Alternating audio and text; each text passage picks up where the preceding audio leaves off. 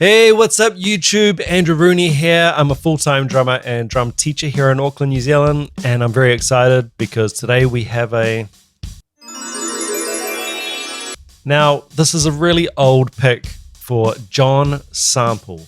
Since I've Been Loving You from their Berkeley performance in 1971.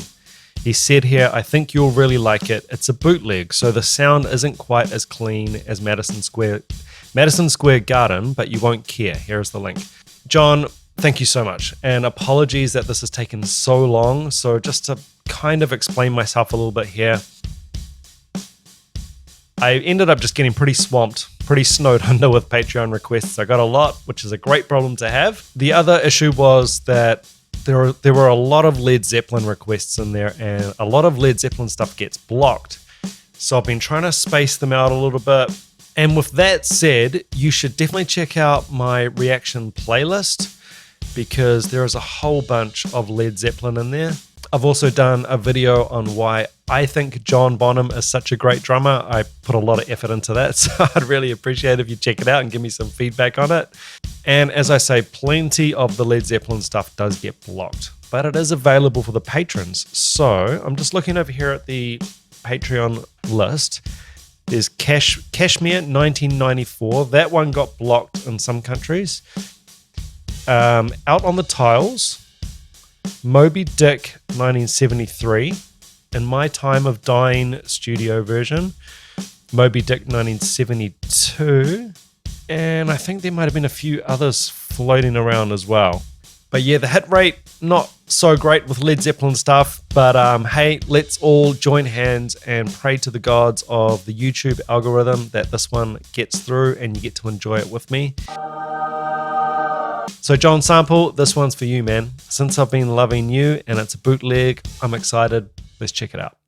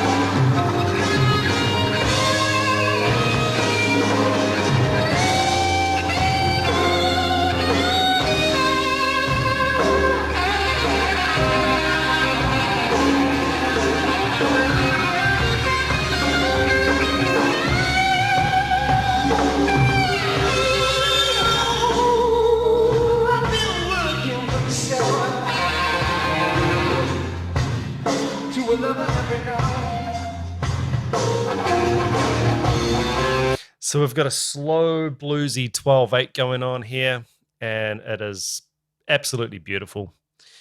And Bonham showing some really, really nice fills over. I think I've done a video on Since I've Been Loving You. I know I've heard the song before. It's getting hard to remember what I've done reactions on and what I haven't, but I've definitely heard the song recently. Oh man, that's scary. But yeah, Bonham showing a lot of headroom and a lot of ideas, tasty ideas over a bluesy, slow 12/8. Hard to find the right subdivision at this really slow tempo, and it's effortless. It just sounds gorgeous.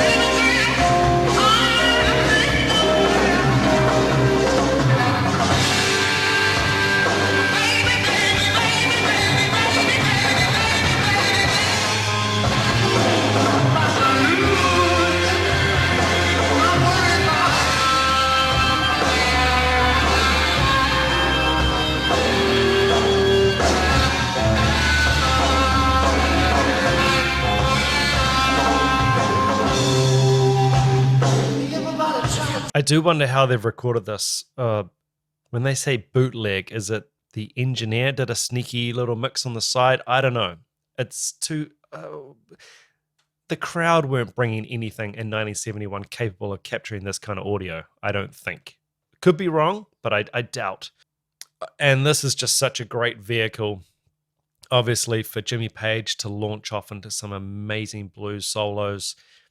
And a slow 12/8 blues like this, you can really ramp up the crescendos, and you hear Bonham just really digging in and laying heaps of smackdown, heading into different sections of the song, the ups and the downs. It's all those peaks and valleys that make music sound good. Dynamics.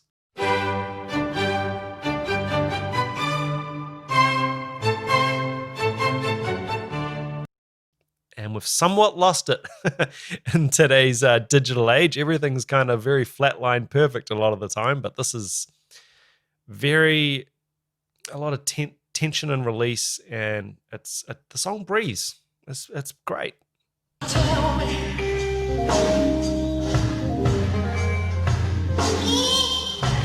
To me, no good. I said, try. That little drag roll into the downbeat on the bass drum. Signature Bonham. I'm really hearing it now. So that little... And it's a little drag, left-hand drag on the snare, followed by the backbeat on the bass drum. Really tasty and executed beautifully. Oh, I tried. Ooh, I tried to do the best. I've been working on seven. Oh, so let me every night. Oh, really makes me like a drag. Said you really make me like a drag.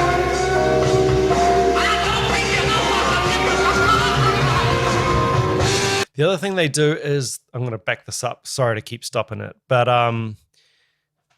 because we're in a 12/8 feel, or essentially like a triplet, eighth note triplet kind of feel, one way to create some tension is to play straight eighth notes.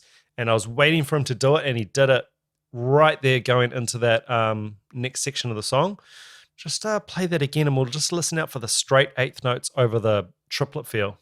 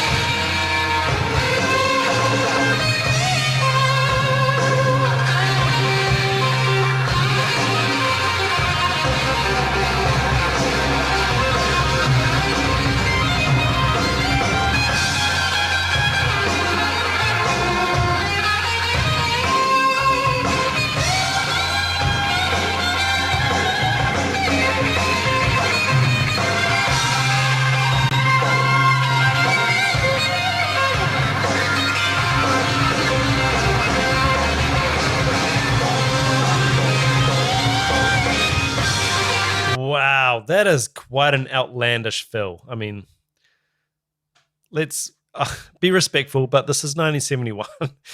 And I don't know what other rock drummers would be attempting and getting away with and executing a fill like that. That was pinpoint. I mean, I was a little bit, and then he landed it, and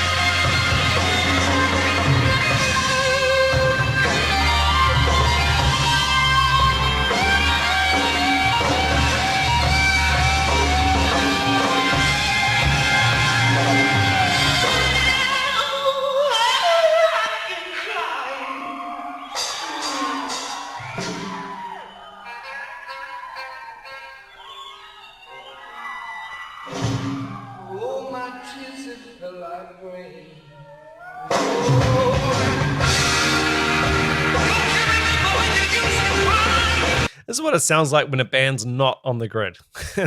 No clicks, just art. You're out there just playing your off, and you don't care about things being perfect. It's a rock band, rock stars, not trying to play like session perfectly on the click kind of stuff.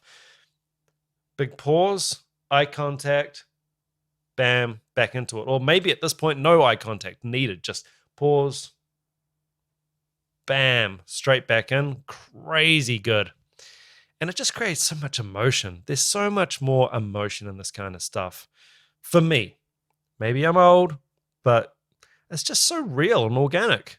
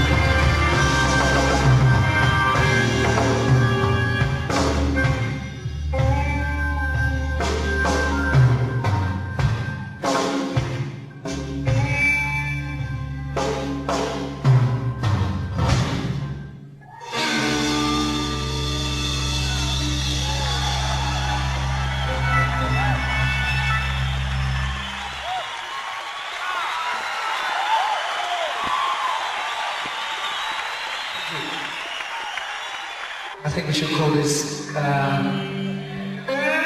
Black Dog.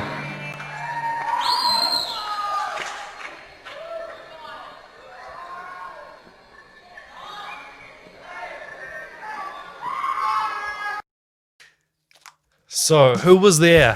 1971 Berkeley. Please, if anyone was there and is watching this video, God, it's going back. It's almost 50 years ago. I would love to hear what you thought of it. Snuck in, or what it was like seeing these guys back in their prime. Just mind-blowing. Very jazzy, a lot of improvised stuff. I mean, that bit at the end where it was just the song, it didn't have a hard end. It kind of sputtered out in a good way, in a very jazzy way. You know, a few toms placed in certain places, hanging chords, and yeah, just very open, and the arrangement just seems like it's open, and you know, this is a piece of art. It's not verse, chorus, and we execute our parts and we hit those points. This is a completely different mindset. They've still got parts that they need to hit in order to execute the song at all, but it's a very loose framework from what it sounds like, and there's plenty of space for virtuosos to really stretch themselves and see what they kind of feel like on the night. You know, these performances would have been different night to night. And that's what a lot of people, I don't want to keep saying it, but that's what a lot of people, myself included, talk about. Sometimes we've lost that spontaneity. It's always been a part of jazz, but rock can sometimes get a little bit safe and a little bit on the grid. And you might get the same pre-packaged show every night. Not with a band like this. It's pure art. John Sample, thank you so much for the pick. I hope you dug this video. And hey, if you do want to get your pick fast-tracked, please head over to the Patreon or make a donation over at PayPal, and we can get that done for you. All right, until the next video. Ciao.